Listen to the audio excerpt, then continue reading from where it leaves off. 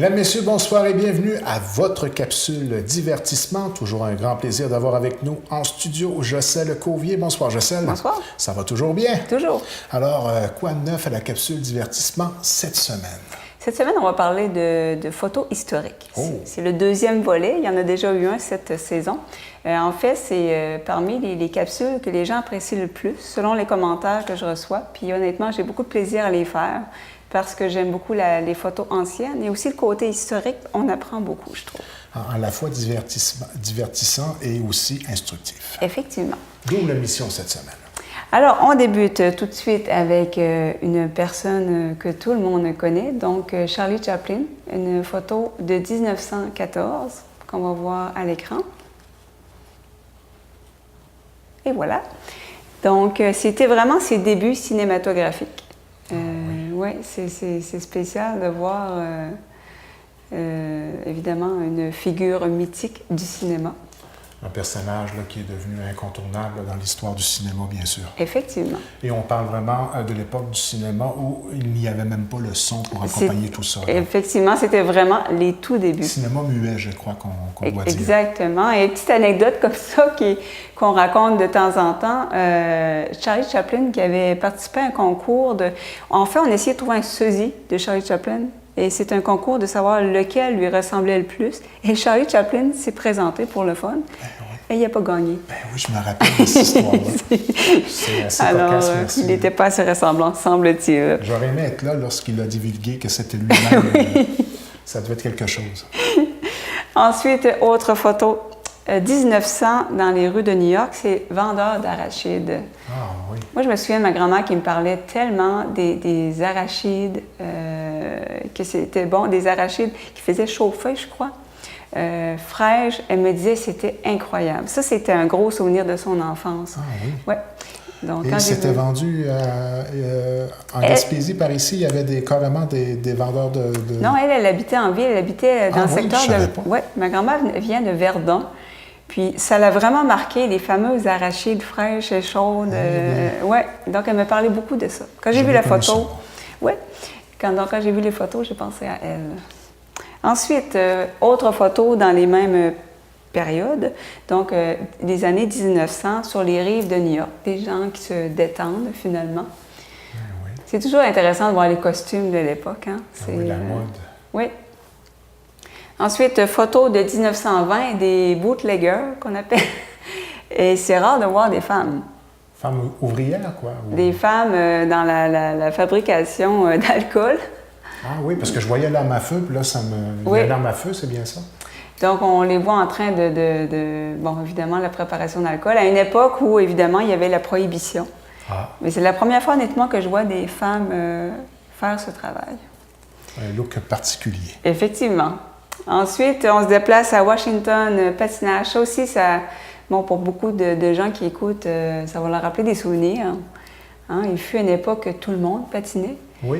Et je me souviens de ma mère qui me racontait et ma grand-mère, que parfois les pieds étaient tellement gelés, il fallait les mettre au-dessus d'un feu de foyer pour que ça dégèle, pour pouvoir enlever les patins. Ce qui peut être très douloureux aussi. Là. C'était une autre époque, hein? Oui. Et c'était pas l'époque où chaque enfant recevait à Noël des patins hors de prix. Tu mettais les patins de ta sœur qu'ils avaient pris de son autre sœur et ainsi de suite. C'était beaucoup plus dans la simplicité, je dirais. Oui, petite anecdote là-dessus. Secteur de la Brèche-Chamenon, il y avait la famille des Brochets qui habitait. Oui. Et puis eux inondaient une partie de champ à l'arrière, Percy Brochet, qui est très connu dans la région. Et puis les enfants allaient patiner à l'arrière de sa maison, de la maison familiale des Brochets à ce moment-là. Et il y avait beaucoup de gens qui se fabriquaient leur propre patinoire comme ça, en créant des petites inondations d'une manière ou d'une autre, pour justement permettre aux jeunes de pouvoir aller s'amuser là, sur la glace. Là. Effectivement, et mon oncle faisait ça. Aussi? Bon, le papa du régisseur, Alain, donc il y avait une patinoire derrière la maison. Ah oui! Et je me souviens, des fois c'était raboteux, mais on avait tellement du fun. Là. On faisait des équipes de hockey, puis là, on prenait ça au sérieux, les enfants, les adultes. Ah, oui. C'est parmi mes plus beaux souvenirs. Tu vois? Et ça demande beaucoup d'entretien quand même. Patinoire, pour ceux qui en font une. Là. Chaque fois qu'il neige, il faut pelleter ça. Puis... Ensuite, les fameuses boîtes à savon. Ça, honnêtement, j'aurais aimé connaître ça. Il fait une époque, et c'était une occasion en même temps pour l'enfant de passer du temps avec ses parents, ses grands-parents qui l'aidaient à...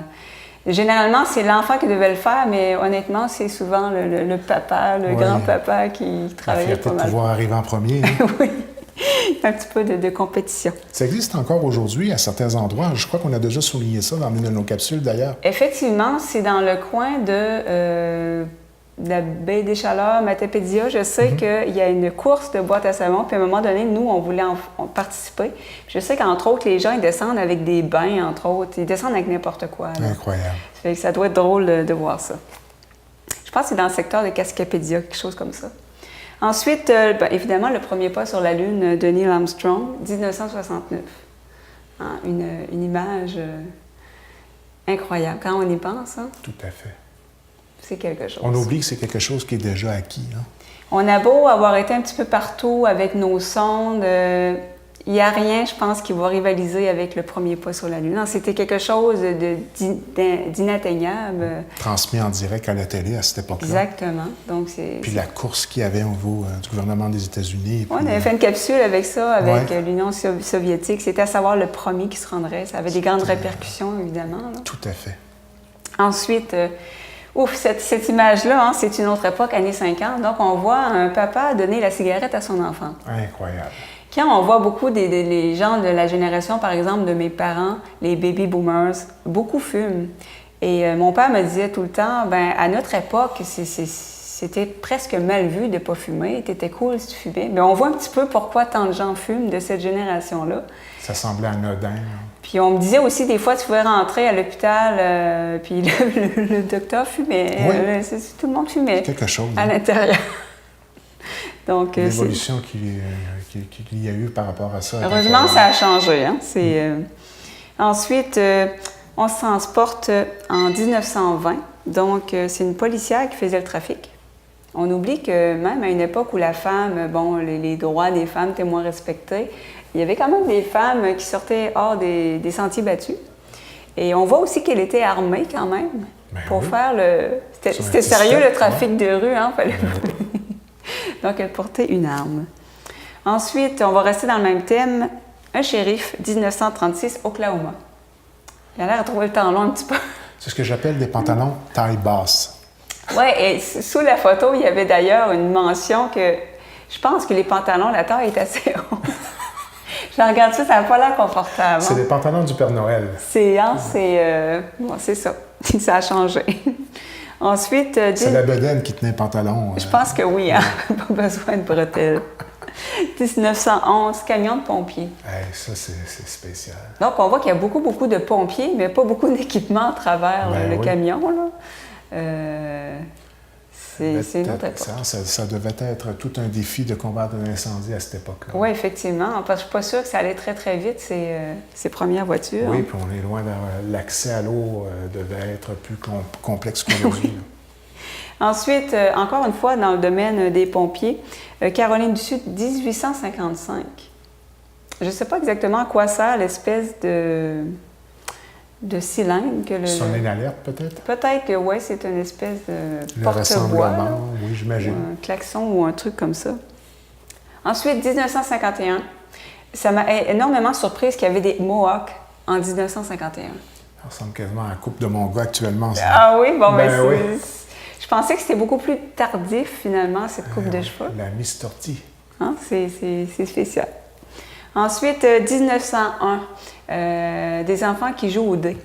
Qui était très populaire à l'époque. Oui, effectivement. Et on est loin du iPhone, là. J'allais dire, on voit moins ça aujourd'hui. Hein. Moi, je me souviens, ces gens, on faisait des jeux comme ça. Et aujourd'hui, c'est rare qu'on va voir des enfants ne pas avoir leur iPhone, leur tablette, etc. Oui. Et c'est dommage parce que je trouve qu'on apprend beaucoup par des jeux simples, de la pâte à modeler, dessiner, des trucs comme ça. Nu-pied avec un chapeau. On va dire qu'il manquait de style, hein? Oui, hein, c'est de voir l'ensemble de la photo. Hein, c'est ça qui est intéressant aussi. Ensuite, on se dirige en Virginie. On reste un petit peu dans le même thème, les jeux, donc du gambling. C'était le jour de paix. pour des mineurs du charbon. Ah, Donc, oui. évidemment, il y en a qui se faisaient plumer un petit peu, comme on dit. Et là, on voit aussi, il y a des enfants qui observent très attentifs. Donc, Les futurs clients. oui, mais c'est des photos qui parlent beaucoup. Hein? C'est vraiment un moment figé. Puis le jeu a toujours été présent à toutes les époques. Hein? Oui, effectivement. Il y a toujours eu des jeux de hasard pour essayer d'avoir de l'argent et ça a toujours existé. Ensuite, ça m'a fait rire. Donc, on voit des bécosses qu'on appelle latrines, je pense, en tout cas. Ce qu'on appelle bécosses, c'est rivière du Mississippi.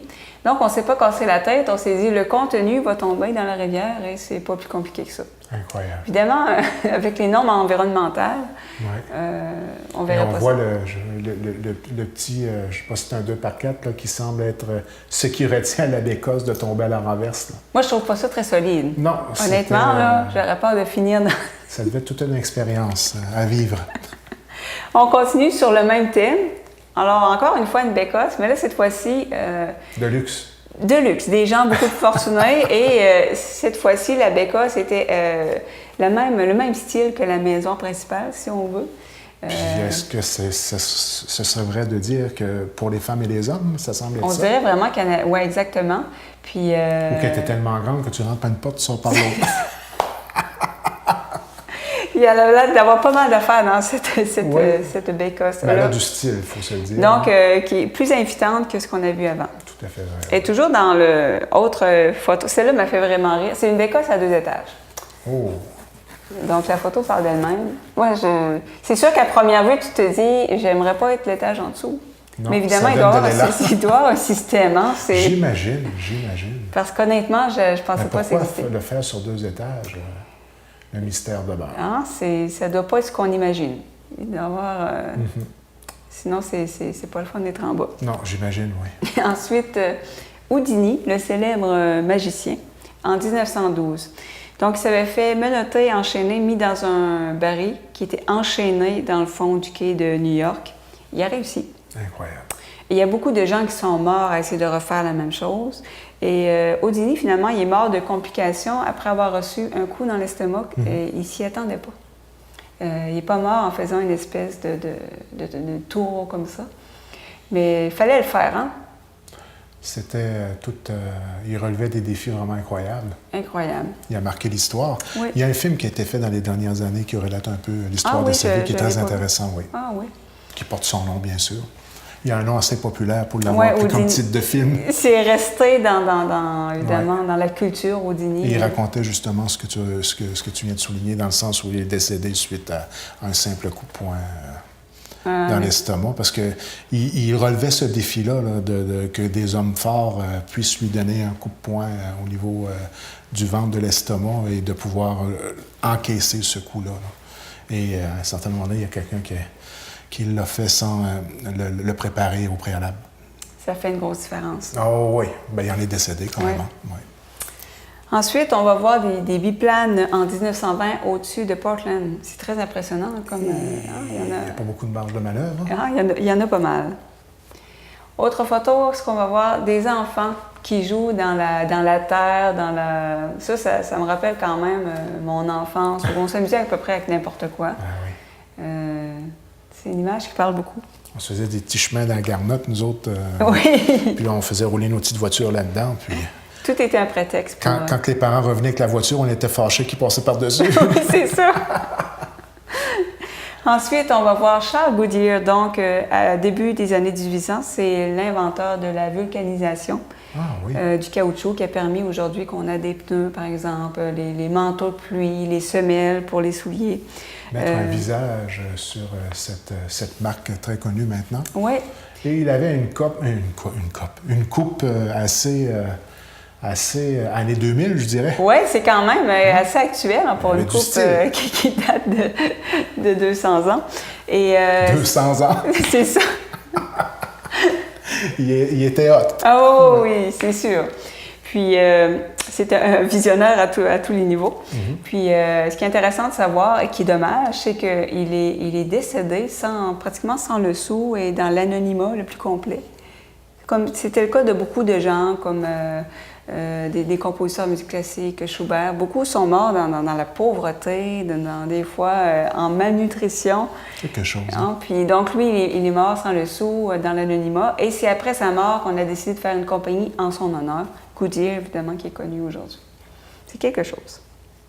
Ensuite, cascadeur.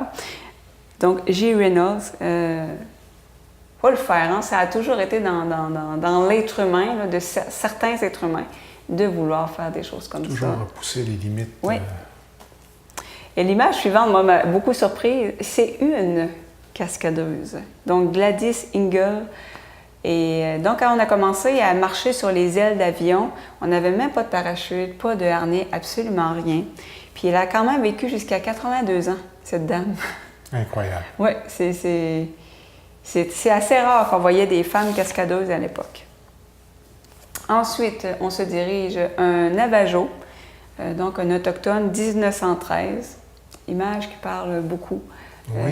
C'est intéressant de voir les autres cultures. Tout à fait. Donc, en train de tendre son arc. Autre image dans le même thème, donc c'est des tisseuses Navajo. Et on peut voir le bébé dans son espèce de sac, juste à côté de la machine à tisser, finalement.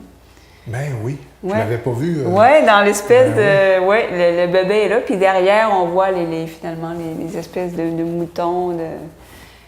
Alors, c'est intéressant de voir. On voit toute la... J'ai comme l'impression qu'il y a plusieurs compagnies qui fabriquent des sacs à dos maintenant, et puis que ça, on sent le savoir... Effectivement. Pratiquement inspiré de ce modèle-là. Hein? Parce que j'ai vu ça, des sacs à dos actuels pour bébés, et c'était presque identique à ça. Presque identique, oui. Puis là, on parle des débuts des années 1900 quand même.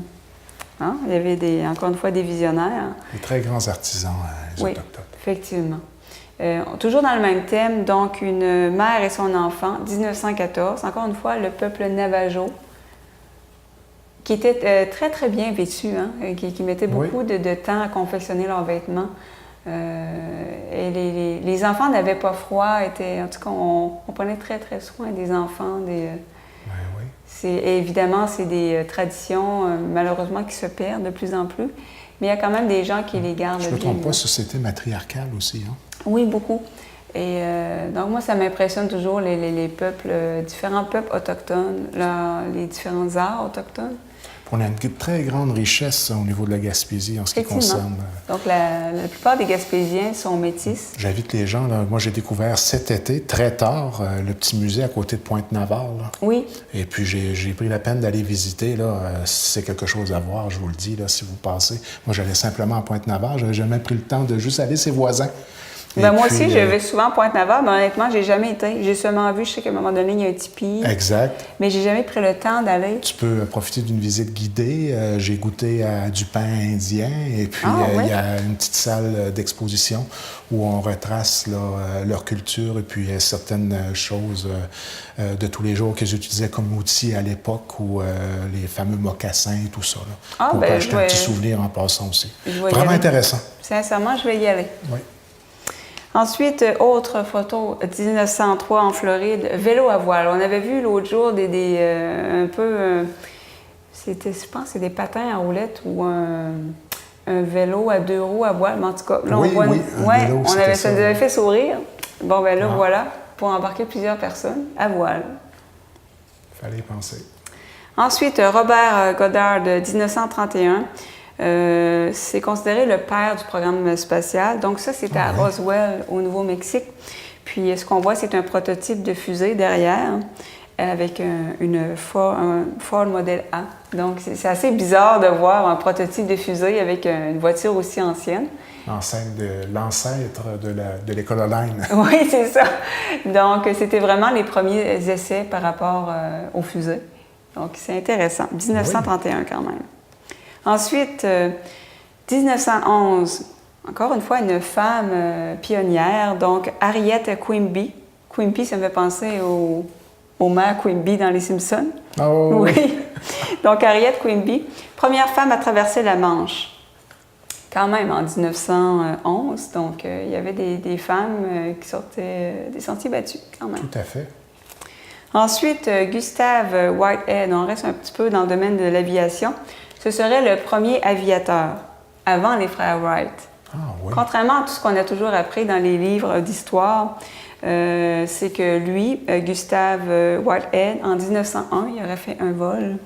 Mais les frères Wright avaient une entente, un contrat avec le Smithsonian Institute qui spécifiait que l'Institut ne devait pas dire qu'aucun appareil avait volé avant 1903, avant leur vol. Ah oui. Oui. Mais en tout cas, c'est toute une saga. On est en train, là, c'est pas encore terminé. Mais semble-t-il qu'il y avait un contrat qui spécifiait que c'est les frères Wright qui avaient fait le premier vol en 1903 et que les autres vols avant ça n'avaient pas existé. Puis entendons-nous, vol, là, ça veut simplement dire quitter le sol. On ne s'est pas obligé d'être à 1000 mètres. C'est sûr qu'il ne s'est pas rendu outre-Atlantique avec ça. Non, mais c'est le cas de le dire tout de même parce qu'il y a des gens, des fois, qui c'était simplement réussir à quitter la Terre sur une... qui était déjà un exploit. Oui, tout à fait. Donc, il faut faire attention avec l'histoire. Il y a des choses avec le temps, ce qui n'enlève pas l'exploit, évidemment, des frères Wright. Non, pas du tout. Mais c'est intéressant de voir, des fois, il y a des gens qui ont fait des exploits dans l'ombre. Donc, on est en train, c'est une saga et c'est pas terminé. Ensuite, 1932, un orfèvre qui fait des bijoux, qui travaille les métaux. Donc, c'est à Bagdad, en Irak. Ah oui. Toujours intéressant de voir les artisans. Ensuite, c'est un championnat de Space Invaders, 1981. Donc, c'est assez intéressant de voir les grosses télévisions. C'est mon époque, ça. C'est bien Atari, hein? C'est bien ça? Bien, si vous allez, si ceux qui se demandent c'est quoi ce jeu, j'ai mis une photo, la photo suivante. Oh mon Dieu! Hein? On a tous joué à ça. Oui, oui, oui. Donc, je pense que c'est sur Atari. De mémoire, c'était ça. Non, c'était pas Coleco. Coleco est venu un peu après. Oui. Oui, avec des graphiques un peu plus raffinés, là. Mais donc, un championnat, c'est quelque chose. Ensuite, 1925. Qui gagne vraiment en popularité au moment où on se parle. Hein. C'est maintenant dans des stades que ça se passe, les compétitions Là, en fait, de jeux en ligne et tout ça. Tous les jeux plus anciens, il y a vraiment gagnent en popularité. Moi, j'étais surprise de voir que les Nintendo revenaient. Tout à fait. Puis c'est la folie. Là. Puis on n'arrive pas à répondre à la demande au moment où on se parle. Tu essaies d'en avoir un, tu n'es pas capable. Là. Effectivement. Donc, quand j'ai vu ça au début, j'ai dit, c'est-tu vraiment les anciens Nintendo qu'on commercialise? Je pense que notre génération, on est pas mal nostalgique. Hein? Ah, c'est... On aime les petits basiques avec le piton. Là. J'aime bien, tu sais, les nouveaux jeux, c'est sûr que c'est incroyable, mais les jeux de l'époque, il y avait un petit cachet, Tetris, Mario Bros. Puis... Une musique qui normalement devrait tomber sur les nerfs. Oui. Mais qu'on arrivait, même quand je l'entends aujourd'hui, je me dis comment qu'on faisait pour endurer ça. Oui, mais des fois, la musique de Mario Bros, dans Zelda, mais ça a marqué notre enfance. J'ai tellement joué à ça. On l'entend, puis tout de suite, on dirait qu'on replonge dans nos souvenirs. Ça vient nous chercher. Hein? Puis c'était des heures et des heures et des heures qu'on pouvait passer là-dessus. Moi, c'était dans mon adolescence. J'ai vraiment eu une période de jeux vidéo incroyable. Donc, ça revient à la mode. Ensuite, 1925, Times Square à New York. Moi, ça m'a énormément surprise qu'en 1925, c'était autant de lumière, autant de panneaux. Déjà, honnêtement, je pensais qu'en 1925, ça serait des pancartes en bois. Hein? Ça m'a surprise. Déjà à l'époque, dès l'arrivée de l'électricité. Oui. Ouais. Donc, New York, ça fait assez longtemps que c'est moderne. Oui. Et le tramway avait l'air à prendre pas mal de place aussi. Oui, c'est très... Et puis déjà beaucoup de voitures. Hein? Oui, hein? En 1925 quand même. Autre photo que tu vas aimer. Donc, années 60, donc on voit Batman et Spock. Donc, le maire Adam West et Leonard Nimoy. J'allais dire le maire Adam West parce que j'écoute Family Guy. Oui, OK. C'est ça. Vedette vraiment reconnue à cette époque-là. Là. Oui. C'était 2 émissions cultes. Effectivement. Et je crois que c'était diffusé à peu près au même moment. Là. Oui, donc c'est amusant de voir Batman et Spock réunis. Donc, évidemment, les deux qui sont décédés. La batterie. Oui, c'est un solo de batterie par Batman et Spock. C'est quand même on a avoir du fun. Amusant comme photo. Ensuite, on a Tesla, évidemment, l'inventeur, en 1899. Ah oui. Alors, c'était à Colorado Springs. On voit qu'il y avait un assez beau laboratoire pour s'amuser. Oui. Donc, évidemment, il y a des voitures qui portent son nom, qui a fait beaucoup de découvertes en lien avec l'électricité. Donc, on voit qu'il s'amusait. Hein, voiture aujourd'hui qui semble un peu victime de son succès. On arrive pas à répondre à la demande. Effectivement. De ce que j'entends sans connaître le dossier parfaitement. Là. Effectivement. C'est ce qu'on entend dans les médias. Très, très populaire. Et finalement, la dernière photo, j'adore l'Égypte antique. Ouais, ça, c'est spécial. Et c'est très, très intéressant. Donc, on voit le sphinx de Gizeh et évidemment qui n'était pas totalement déterré, si on peut dire ça comme ça. Donc, il était enseveli par du sable. Évidemment, les gens qui l'ont découvert, et j'ai vu aussi des gravures qui datent de beaucoup plus loin que ça, parce que là, on parle de 1870. Donc, il y a des pèlerins qui avaient découvert un petit peu le sphinx et il était enseveli presque jusqu'au cou. Incroyable. Et il y a des dessins qui ont été faits, tout ça. Donc, on voit qu'il y a quelqu'un sur la tête. Et c'est là qu'on voit qu'il y a... On n'a plus le droit de faire ça aujourd'hui. Non, je ne penserais pas. Donc, il y a beaucoup de travail qui a été fait, évidemment, là, d'excavation, si on veut. Là. Oui, puis est-ce qu'il y a eu de la restauration ou on l'a simplement, excuse le terme, déterré? Là? Je pourrais pas dire. Il faudrait que je fouille là-dessus, parce que je voulais justement faire une émission sur le sujet. J'ai le souvenir de l'avoir vu avec une plus belle allure. Oui, mais c'est sûr que Puis on expliquait aussi que c'était pas le même type de pierre qui compose la tête du reste du corps, donc ils s'usent pas de la même façon. L'érosion les attaque pas de la même façon. Oui, on va voir... J'essaierai de faire une capsule là-dessus, parce que je pense que c'est un sujet qui pourrait intéresser les gens. Bien, je comprends. Donc, l'Égypte antique, il y a beaucoup de choses à apprendre. Oui, je me rappelle une capsule que tu avais faite qui était hyper intéressante sur le sujet. Oui, on avait fait un petit peu parler des pyramides, comment ça avait été construit. Donc, on pourrait essayer de faire une capsule un peu aussi sur ce... J'ai déjà hâte. Ça conclut pour cette semaine. Oui. Alors, le plaisir de la chose. Ça revient la semaine prochaine.